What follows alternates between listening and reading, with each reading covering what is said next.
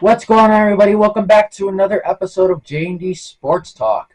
Today I'm going to be giving you some updates around sports, and I'm also going to be giving you my NFL Week 10 reactions. Um, Part of this video is being filmed on Monday, and part of this video is being filmed on Tuesday because, got to react to all the games, so Monday night game. Expect a video Tuesday or Wednesday regarding, I'm going to be talking about how every single NFL team has done so far this season. Kind of like what I did last time, like a mid-season kind of thing, or after 4 weeks, whatever it was. But I'm going to be basically saying my thoughts on every single team so far this season. You guys get that. And then obviously predictions will come Thursday for Week 11. All right, before I start talking about the games this week, I just want to say today is Veterans Day, and I'm thanking every single veteran and soldier who sacrificed for the freedom of our country. We are all very thankful. Thank you for your service. Thursday night football. We had the Cincinnati Bengals to go to Maryland to take on the Ravens. Excuse me. This game was a really good one. A lot of drama, kind of. Ravens took the 1-point win, 35-34. I got this game wrong. Let's start off with the Bengals offense here. Joe Burrow threw 4 touchdowns and no picks, although there was a few that were almost picked off. He threw the ball 56 times. Chase Brown ran a touchdown in. Ja'Marr Chase had a really good game. 11 catches, 264 yards, and 3 touchdowns. Tanner Hudson also caught a touchdown. And Jermaine Pratt led the team in tackles with 8. Cincinnati didn't get any sacks. They got 4 tackles for loss. And no defensive touchdowns, no interceptions. Evan McPherson didn't attempt a field goal, and there were 71,439 people in attendance for this game. So it's the same story with Cincinnati every week, right? They play really good offense. Burrow goes out, throws literally 4 or 5 touchdowns. Ja'Marr Chase dominates. Maybe somebody else on the offense dominates. But then they just don't play defense. They don't generate any turnovers. They don't stop anything. I remember telling you guys on my Week 9 predictions, I said if the Bengals hold the Ravens to less than 30 points, they will win this game. And if they did, they would have. And they didn't. So they didn't win.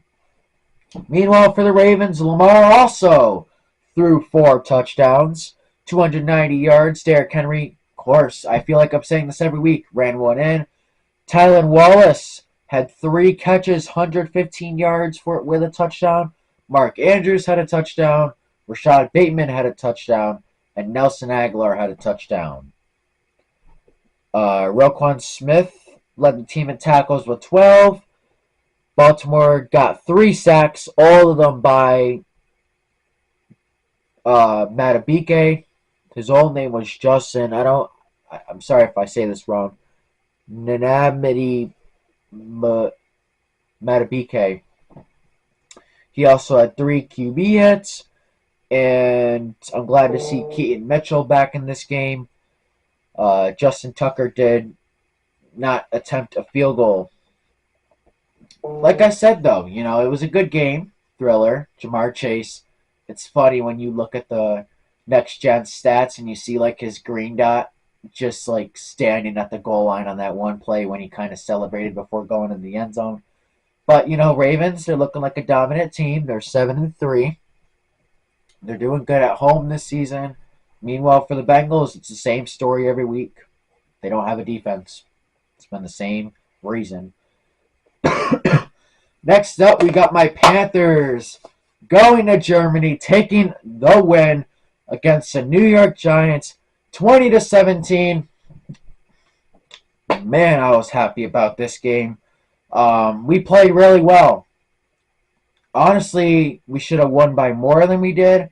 Second half offensively wasn't really there, but we still got the win. So a win is a win. Meanwhile, for our offense, Giants offense first, Daniel Jones played terrible, terrible, terrible, terrible, which I'm happy with. 50 passer rating. He threw 2 picks, 190 yards. You know, that one play, he had all day in the world. It was like a third down.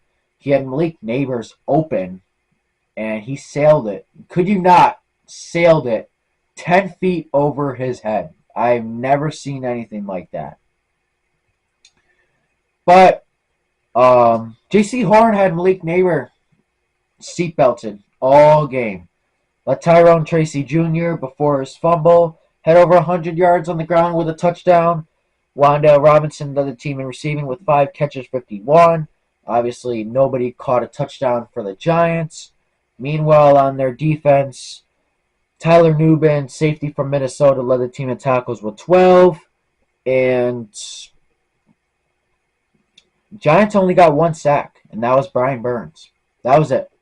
Which, by the way, Cade Mays and our offensive line, Taylor Moan, Robert Hunt, Damian Lewis, very good job of holding up against Dexter Lawrence and Brian Burns. I'm very happy about that. That was, that's a key thing in football, whoever wins in the trenches, and Carolina did that. Graham Gano went 1 for 2 on field goals for the Giants, and there were 70,132 people in attendance, which the fans in Germany were very, very loud. It was a very fun game to watch, as always. Meanwhile, for the Carolina offense, Bryce Young went 15 for 25, 126 yards and a touchdown. Oh, box score watchers. Oh, he didn't do that good. He did. He had a pretty good game. He's getting better and better each week. He's getting his confidence back. Benching Bryce Young was the best thing we could do for him, and it's showing. I'm very happy Bryce is getting his confidence back and playing. We're starting to get that Alabama Bryce back, so I'm very happy about that. Chuba Hubbard, a career high, 28 carries, 153 yards, and a touchdown. Very good game by Chuba.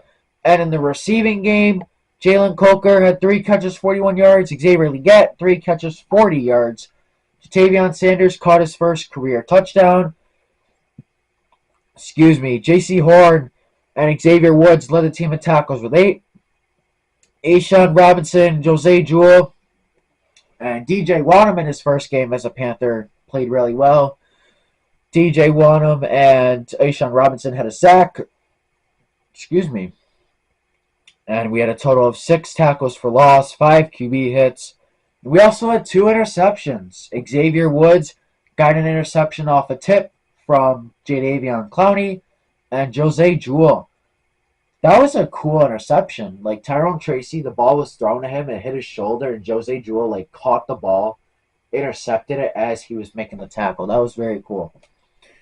Eddie Pinheiro went 2 for 2 on field goals. Obviously gave us the game winner. And good game. Like I said, I'm very glad in how we played. I wish we played better in the second half, or else we would have really run away with this game. A good win by Carolina on the bye. Mark my words right now. It is, let me check the date here, November 11th. The Carolina Panthers are beating the Kansas City Chiefs. Mark my words. Keep pounding. Next up, we got the Denver Broncos going to Kansas City to take on the Chiefs. Chiefs improve to 9-0, and Broncos fall to 5-5. Broncos, Bo Nix had a good game. 2 touchdowns, 215 yards. Audric Esteen led the team in rushing, 53 yards. Cortland Sutton had a touchdown, and Devon Velley had a touchdown. Brandon Jones led the team in tackles with 9, as long as Cody Barton. Denver got 4 sacks, 1 by Jonathan Cooper, 1 by Zach Allen, and 1 by Nick Bonito and John Franklin Myers. Also had 5 tackles for loss. Will Lutz went 0 for 2 on field goals. And one of those was blocked, and the other just not good. I'm not sure how they score that. But meanwhile, for Kansas City, Patrick Mahomes threw a touchdown. Didn't play his best ball, but he played good enough, obviously. 266 yards. Kareem Hunt led the team in rushing and receiving. Travis Kelce had a touchdown. Najee Johnson led the team in tackles with 10. Kansas City had 2 sacks, one by Johnson and one by Nick Bolton. 6 tackles for loss, 5 QB hits, and Harrison Butker went 3 for 3 on field goals.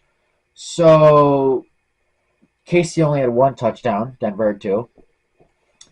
So obviously, right, Denver was in position. They played better 1 to 4 quarters. Denver was in position to win this game. But a very smart thing Chiefs were doing the whole game was they were going after that one guy on Denver's special teams unit. They kept running him over and creating like mismatches and ways for them to get to the kicker, which obviously they ultimately did in the end. So, like I said again, and everyone's saying, the Chiefs aren't even playing the best football. They're just controlling the ball and finding ways to win. That's really all they're doing. How long will that last? We will see. But it's the Chiefs at the end of the day. So, all right. Next up, we got the Pittsburgh Steelers going to Washington to take on the Commanders. Steelers won 28-27. Steelers improved to 7-2. Commanders dropped to 7-3. This was a good game. Crucial error by Jerzon Newton in the end to jump offsides on the hard count, but the play is not decided by one game. A very good touchdown from Russell Wilson to Mike Williams, who they just acquired in a trade. His first game as a Steeler. For Russell Wilson, he had a good game. 3 touchdowns, 1 pick. Jaylen Warren led the team in rushing. Najee Harris had a touchdown before his injury. George Pickens led the team in receiving. And also I don't know what he did. He threw somebody down after the interception. But 91 yards and a touchdown. Mike Williams, like I said, had a touchdown on a 32-yard catch, which was ultimately late in the game, which gave the Steelers the lead. Pat Freiermuth led the team. Pat Freiermuth had a touchdown. And Patrick Queen led the team in tackles with 7. And Steelers got 3 sacks, 2 of them by Cameron Hayward, and 1 of them by Preston Smith, who they just got at the trade deadline from Green Bay. They had 8 tackles for loss and 5 pass deflections. Pittsburgh didn't generate any interceptions. Chris Boswell didn't attempt a field goal. 66,192 people in attendance at Washington, Maryland to watch this game go down. Meanwhile, for the Commanders, Jaden Daniels just over 200 yards. Austin Eckler had 2 touchdowns on 13 carries. Jeremy McNicholas had a touchdown. Terry McLaurin had over 100 yards on 5 catches. No receiving touchdowns for the Commanders. But Jeremy Chin had a really good game for the Commanders. 13 tackles. 1 pass deflections. Commanders as a team had 3 sacks. 2 by Dante Fowler Jr. and 1 by Frankie Luvu. Jeremy Chin had an interception. And Zane Gonzalez, his first field goals in a few years, went 2 for 2. Longest was from 48. So this was a good game. Both teams, could make a good run. And Steelers got the dub. This was a good one. Next up, we got the Minnesota Vikings going to Jacksonville to take on the Jaguars. Vikings somehow win this game. Vikings are now 7-2. Meanwhile, the Vikings dropped to 2-8. I said a while ago that the Vikings need to figure out a way to be more consistent and finish these games. They did the exact opposite. They're just not playing good football. Sam Darnold played terrible. Crucial red zone mistakes. 3 interceptions. Excuse me. Aaron Jones led the team in rushing. TJ Hawkinson led in receiving. And Blake Cashman and Ivan Pace Jr. and Stephon Gilmore and Josh Metellus led the team in tackles with 5. Minnesota had 3 sacks, 1 by Andrew Van Ginkel, Ivan Pace Jr. and Blake Cashman. They had 8 tackles for loss and 2 pass deflections. Byron Murphy Jr. and Cameron Bynum had interceptions for Minnesota. John Parker Romo went 4 for 4 on field goals. That's what won them the game. They didn't score a single touchdown. Longest was from 45. 65,695 fans requested a refund. Meanwhile, for the Jaguars, Mac Jones, 2 interceptions in this game back, 111 yards. Mac Jones ran one in. That was a Jaguar. That was the only touchdown of the game. Evan Ingram led the team in receiving. Devin Lloyd had 16 tackles. Jacksonville got 1 sack by Trevon Walker, first-round pick from a few years ago, and 4 tackles for loss and 6 pass deflections. Jacksonville, like I said, had 3 interceptions. Darnell Savage, Foyeside Alukun, and Monteric Brown. Didn't attempt a field goal, but this game was just crappy. Vikings barely got the win. Neither team played good. Jaguars fall to 2-8. Meanwhile, the Vikings somehow improved to 7-2. All right, guys. Next up, we got Atlanta Falcons going to New Orleans to take on the Saints. I got this game right. I told you guys this would be such a Falcons game to lose, and they did. Falcons fall to 6-4. Saints improved to 3-7. Saints get this win by 3 points.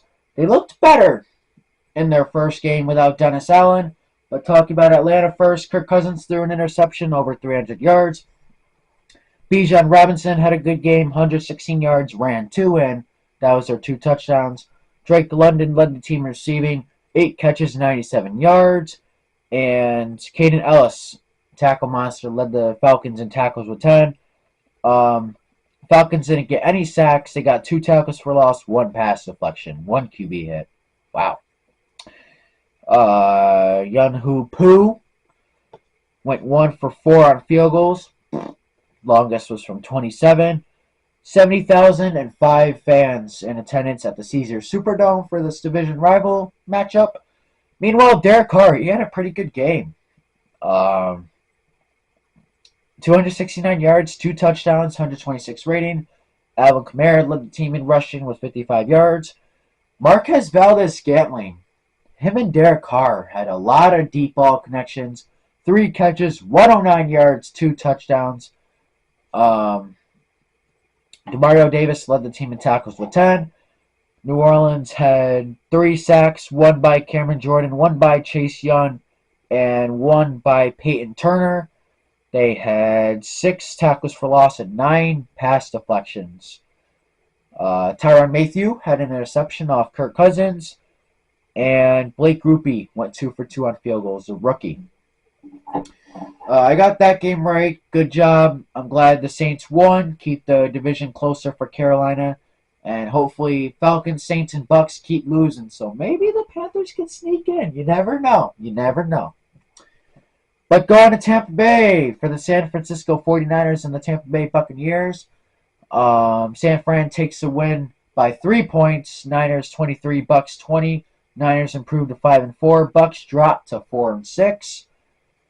This was a good game. Baker Mayfield played insane. I mean, just going like this, like stiff-arming freaking Nick Bosa and taking him 5 yards and throwing a first down.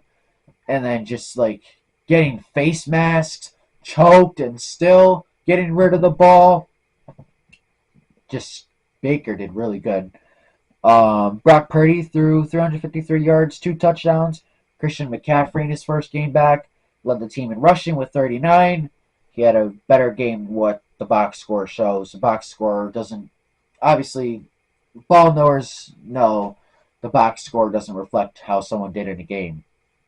Film does, tell you that.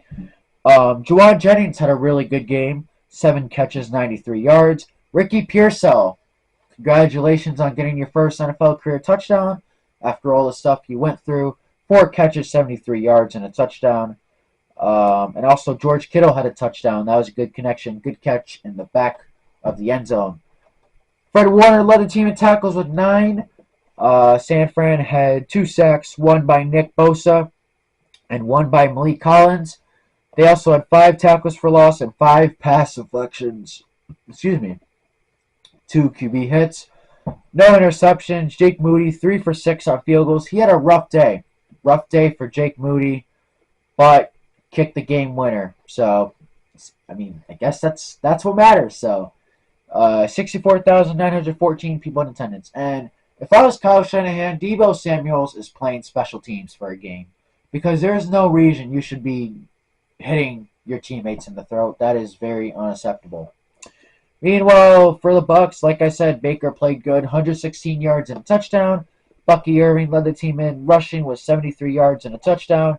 Rachaad White led the team receiving with a touchdown. And Jordan Whitehead led the team in tackles with 12.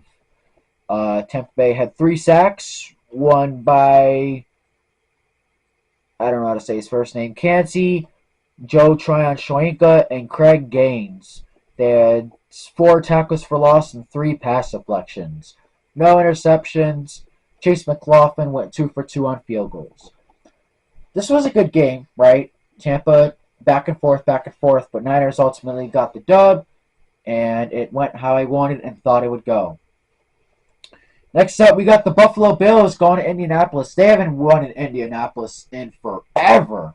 So, congratulations on the Bills for doing that. But Bills take a 10-point win. Josh Allen. The turnovers aren't helping his MVP case these last couple games. He's still playing good. Don't come at me. 2 interceptions, 280 yards. James Cook ran a touchdown in. Josh Allen also ran one in. James Cook had 80 yards on 19 carries. And leading the team in receiving, Matt Collins, 4 catches, 86 yards. Khalil Shakir was right behind him. And Dorian Williams and Terrell Bernard led the team in tackles with 9. Buffalo had 4 sacks, one by Quentin Jefferson, A.J. Sponza, Teron Johnson. Teron Johnson had a really good game. And Greg Rousseau. 6 tackles for loss and 5 pass deflections. Teron Johnson had a 23-yard pick 6 on Joe Flacco's first throw of the game. Austin Johnson had an interception, and Taylor Rapp, the safety, former Ram, had an interception. Tyler Bass went 3 for 3 on field goals, long from 47, and 66,474 people were at Lucas Oil Stadium. Meanwhile, Joe Flacco, he didn't have the best game. 272 yards, 2 touchdowns, 3 interceptions. Jonathan Taylor had over 100 yards on the ground. Alec Pierce, 4 catches, 81 yards. Josh Downs was right behind him. Nick Cross had 12 catches. And Tyler Goodson also caught a touchdown. The Colts had 2 sacks, one by Grover Stewart and one by Kwity Paye. And 2 tackles for loss and 5 pass deflections. E.J. Speed and Kenny Moore had interceptions, both 12 yards on return. And Matt Gay went 2 for 2 on field goals, long from 27.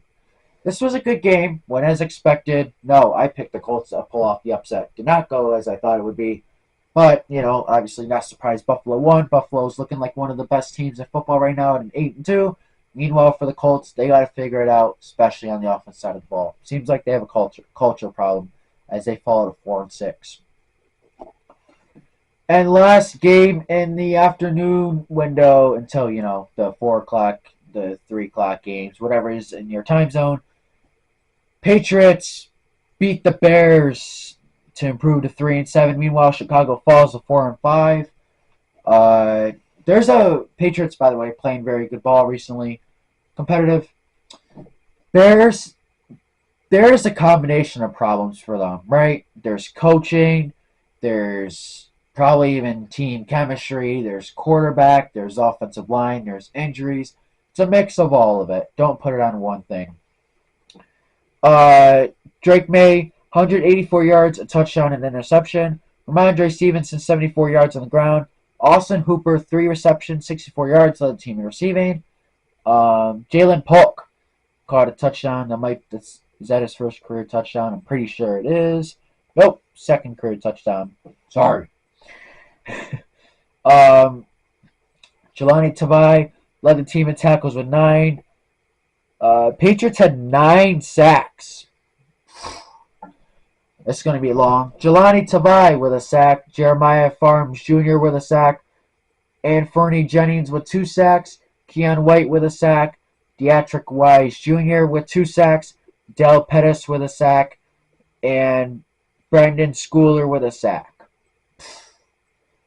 13 tackles for loss, 5 pass deflections, and Joey Slye with 4 field goals. I have a question, okay? I want anyone to answer this, but this is specifically for Bears fans. Anyone can answer it, though. How come last year, when Bryce Young has a bad coaching staff, bad offensive line, shit, even bad receivers last year who didn't get separation, why did people say Bryce Young is trash? He's a bust. Should have took Stroud. This, that. But when your little golden boy in Chicago, Caleb Williams, is playing terrible, he's playing slow, he's not going through his reads, he's not getting rid of the ball, how come it's the coach's fault? It's the line's fault. It's everybody around. Not his fault. That doesn't make sense. As a Panthers fan, we heard it all last year. Bryce Young sucks. Bryce Young sucks. Bryce Young sucks. We've said it 50 times. He's getting sacked 6-7 times a game. He got sacked 60 plus times last year. Over 60 times last year. His receivers, besides Adam Thielen, did nothing. Nothing. Caleb Williams has DJ Moore, Rome Odunze, Keenan Allen when he's healthy.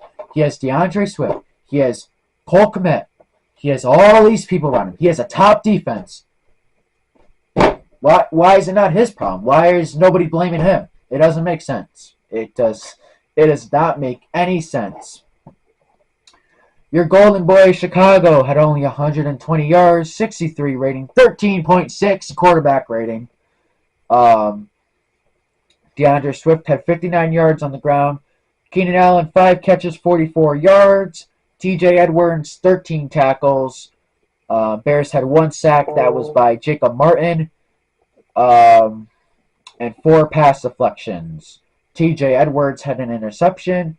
And Carlos Santos went 1 for 1 on field goals, his long from 33. 58,912 people in attendance. Like I said, though, Patriots dominated this one, and Bears go 2 straight games without scoring an offensive touchdown.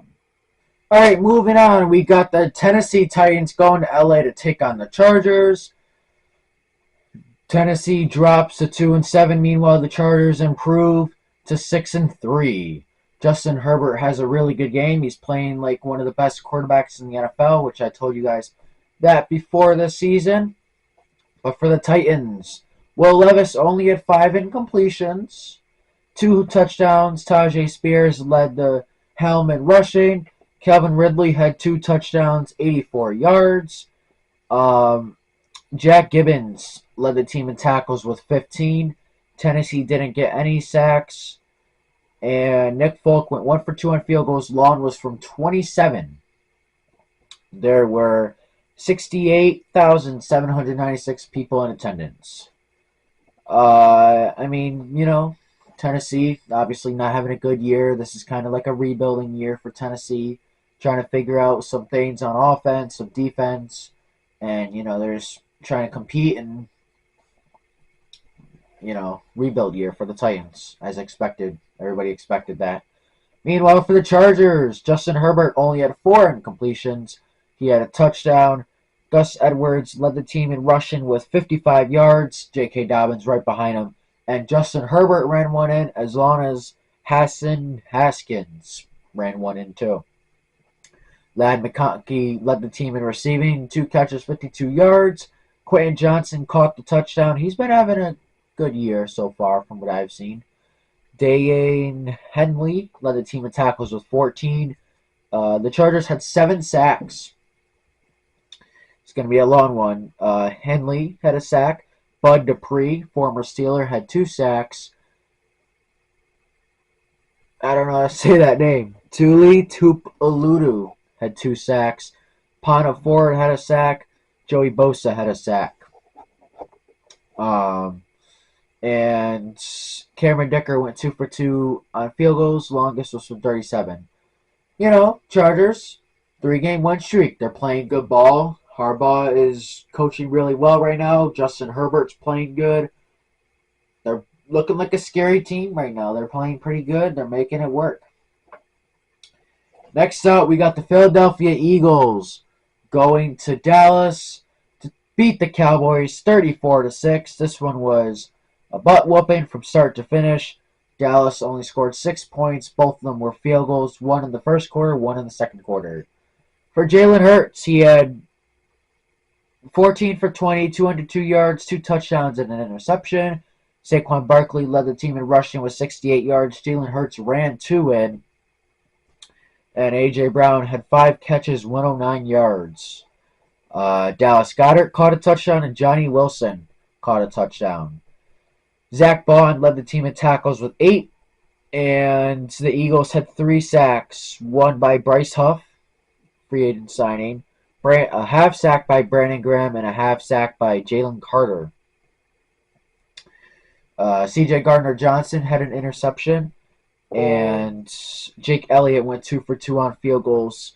Longest was from 31. 93,644 people in attendance. Good game by Philly, obviously, right? They have a good team. They're looking like a Super Bowl contender right now. They've been putting a win streak together now. Let me check how long their win streak is. I believe it's like 4 or 5 right now, probably, right? 5-game win streak. They haven't lost since September. So the Eagles have been playing good ball. Meanwhile, for the Cowboys, they've done the exact opposite. Cooper Rush only threw 45 yards. Trey Lance went in threw a pick. Rico Dowell led the team in rushing with 53. Jake Ferguson, 4 catches, 24 yards. Cooper Rush had 2 fumbles. Both of them lost. One of them was, bad. Just snapped right to him and he dropped it. DeMarvin Overshown led the team in tackles with 11. The Cowboys had some sacks, though. They had 5. A half sack by Carl Lawson. And I'm not even going to try to say that name. Number 97. And DeMarvin Overshown had 2 sacks. Trayvon Diggs had an interception off Jalen Hurts. Brandon Aubrey went 2 for 2 on field goals, obviously. Longest was from 46. Not a good game from Cowboys. You got Micah Parsons, saying people work harder than Mike McCarthy. You got Jerry Jones and CeeDee Lamb arguing about the sun in the stadium. It's just a mess in Dallas that it's going to take a little bit for them to figure out. Next up, we got the New York Jets, a.k.a. the New Jersey Jets, going to Arizona to get their butt whooped. Good job, Cardinals. I'm very happy that the Cardinals are finally a good team. They're on and off, 3-win seasons and 7-win seasons, but I'm glad they're finding a groove with Murr as their head coach, Jonathan Gannon as their head coach. Kyler Murray is playing pretty good ball, 3-0 since Call of Duty came out. And they're just playing like a good team. They're really winning up front on the D-line, the O-line. They're winning in the trenches, and they're winning good games. They're playing physical ball. They're playing really good. Cardinals are probably maybe even a top 10 team right now. Who knows? They're playing good ball. They're going to be one of those teams that, if they make it in the playoffs, you better watch out for them. The Jets, not so much. Rodgers, 151 yards. Breece Hall, 52 rushing yards. Garrett Wilson led the team receiving, 5 catches, 41 yards. Devontae Adams had the most catches, but only 31 yards. Rodgers had a fumble on a sack from behind. Jamien Sherwood, 17 tackles for the Jets. Jets had 1 sack by Quincy Williams. They had 3 tackles for loss. And Spencer Schrader went 2 for 2 on field goals. Longest was for 45. 64,030 people in attendance. Meanwhile, for the Cardinals, Kyler Murray threw a touchdown, 266 yards. Trey Bunson led the team in rushing, rookie out of Florida State. James Conner ran 1 in. James Conner also led the team in receiving, but Marvin Harrison had a touchdown. And Budda Baker led the team in tackles with 9. He had a sack, as long as Jesse Lukita and Xavier Thomas. 5 tackles for loss, 6 pass deflections. Chad Ryland 1 for 1 on field goals. Longest was from 37. Like I said, though, Jets are spiraling down and the Cardinals are trending up. Good job, Cardinals. I am a person that could say, I said before the season, in one of our first few episodes of this podcast, that Cardinals are my dark horse team this year. They really were, and they're proving my point. Next up, we got the last two games of Week 10. We got the primetime games. We got the Detroit Lions going to Houston to take on the Texans. Lions 8-1 now. Jared Goff threw 5 interceptions. Some of them weren't his fault. Don't come at me. And they still managed to win. Houston does not score a single point in the second half. Going to the Lions, Jared Goff, 50% on completions, 240 yards, 2 touchdowns, 5 picks. Jahmyr Gibbs led the team in rushing with 71. David Montgomery ran one in. Sam Laporta caught a touchdown, and Amon-Ra St. Brown caught a touchdown. Whoa. Excuse me. Brian Branch, safety from Bama, playing like one of the best safeties in the NFL right now. He had 10 tackles, obviously led the team, and Detroit had 4 sacks. One by Ali McNeil, Josh Paschal, Pat O'Connor, and James Houston. Detroit also had 9 tackles for loss and 7 pass deflections. Carlton Davis had 2 interceptions for Detroit, and Jake Bates went 2 for 2 on field goals long from 38. 71,512 people in attendance. Meanwhile, for Houston, C.J. Stroud, 1 touchdown, 2 interceptions. Joe Mixon led the team in rushing with a touchdown, 46 yards. He had a bad game, but he scored a touchdown. John Mechie caught a touchdown, first career touchdown. After all the things he's went through, shout out to John Mechie. And Azeez Al-Shaair led the Houston team in tackles with 8. No sacks for Houston, 3 tackles for loss, and 9 pass deflections.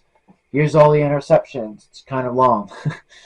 Kamari Lassiter, 2 interceptions. Jimmy Ward, 1 interception. Henry 2020, 1 interception. And Kalen Bullock with an interception. Kamari Fairbairn went 3 for 4 on field goals. Longest was from 56. It was a good game. Like I said, though, could have been cleaner, especially by Jared Goff and the Lions offense. But they still found a way to win, just like Kansas City does. Moving on to Monday Night Football now. We got the Miami Dolphins going to LA to take on the Rams. Rams do not score a single touchdown in this game. They kick all field goals. Meanwhile, Dolphins, they kind of have one of their best games of the season with a win 23-15. Tua needs to stop tackling with his head. He did not have a great game, in my opinion, but 207 yards, touchdown, interception. Devin Achane led the team in rushing with 37. Malik Washington ran one in on a jet sweep. Jalen Waddle led the team in receiving, 3 catches, 57 yards. Tyreek Hill caught a touchdown. And Jordan Brooks led the team in tackles with 11. Miami had 4 sacks, 1 by Javon Holland, Calais Campbell, Quentin Bell, and Chop Robinson. 7 tackles for loss and 5 pass deflections. Anthony Walker Jr. had the interception. And Jason Sanders went 3 for 3 on field goals. Longest was from 50. 72,474 people in attendance for this Monday night game. Meanwhile, for the Rams, Stafford had 293 yards and interception. He was sacked 4 times. Kyren Williams led the team in rushing with 62 yards.